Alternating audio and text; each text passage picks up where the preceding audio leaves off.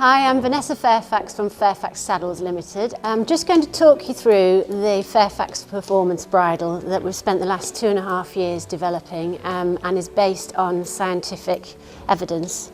The most surprising thing about the bridle, the biggest thing that it does is affect the power of the horse's stride. Okay, so this is down to flexion. So flexion in the knee and flexion in the hock. Now, bearing in mind that the hock angle, we're looking for a smaller angle, and scientifically 2 degrees is classed as significant. So if we got 2 degrees improvement, that's fantastic, we can write a paper about it. But we consistently got more than 2 degrees. Now this is the average of 28 horses. So on the left rein here, we're looking at more than 4 degrees, and on the right. 4 degrees is easily viewable with the naked eye, you don't need a camera. But if you look at the horse on the left, look at how far his hind limb is coming underneath him. Look at the V, if you like, between the 2 hind limbs. You've got a broader base on the picture on the right than the left. So this is, sometimes it's easier to see that base than to establish how far the leg is coming under. So we saw this, found the interesting fact obviously about the hock flexion, but then it was mimicked in the knee flexion. But again, we're looking at more than 4 degrees improvement, and this is across 28 horses. So this isn't a freak, this is consistent. And on some horses, we were seeing 8 or 9 degrees. Now, I know a lot of you are thinking, this is all done with professional riders. Obviously, this cuts out a lot of the variables. If you're doing it with a horse that's not on a certain set routine, you've got a lot of things to contend with. So here we are, Samba Hit, nice horse. He's just about to start doing Grand Prix. We'd worked with him for a long time, and here he is in his normal bridle, with the rain gauges on, with them all marked up, trotting down the school. You know, you look at that, so that's not, you know, quite a nice trot. We're not going to fall out about that. I don't want you to just look at how high his torso is off the ground. Look at the base of his neck.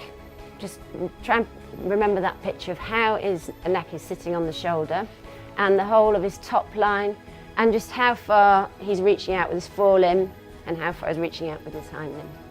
So here he is in the performance bridle, and immediately he looks more up in the hand.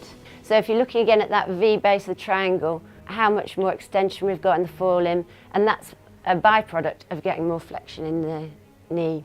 How much more his hind limb is coming underneath him. But I think probably one of the most interesting things, and it's probably harder to quantify, is the softness in his top line. And with this bridle, we actually got 6 degrees improvement on his hind limb. When we were looking at the 28 horses, we were looking at a reduction of up to 84%, but for a minimum of 45% on every horse. We didn't have a horse that we didn't get a reduction in pressure.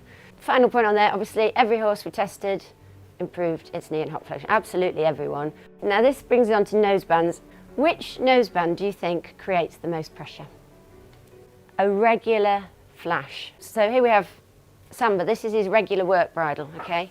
Our famous flash, which I would say is the go-to bridle of choice for everybody really, because so many bridles just come with a flash. When you've got a regular flash noseband, you've got that whammy of tight fixed ring, so the horse head is coming up and down into the fixed ring, but then you've also got another ring coming down below, which is yanking the front of the noseband down. I would say if I was to pick the singularly most exciting moment of our research, the change in this horse between the flash and the drop was really a jumper over the head moment for the team. You can see that he is just softer altogether. The improvement we've actually got here on him in his knee flexion is 11 degrees, okay? Now that is very extreme, and we've got 9 degrees in his hind limb. But more important than that actual flexion, just looking at it as a rider on the ground, it's the softness that I like that I can see in him there. The drop noseband he's got on there is FEI approved, and what it's got is a second strap at the back. So this second strap here, what this does is it keeps the cheek pieces back away from the eye, because the big problem with your drop noseband is, particularly if it's not fitting properly, is it coming too forward and too close to the eye. And it attaches left and right. So you're never going to have that issue where anything stretches and you end up with a buckle on the lip.